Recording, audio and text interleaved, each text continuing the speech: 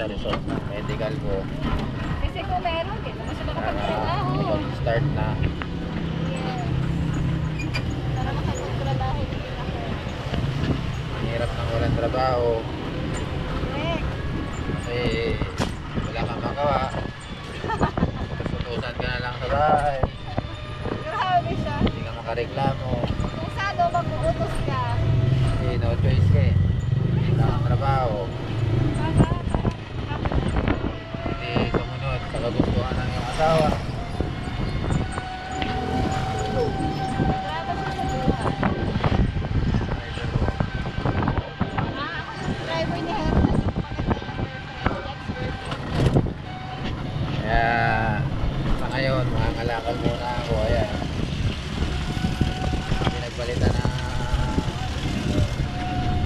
mga pinagpalitan ko sa motor, bibenta ko muna para at least kahit pa paano makatulog naman.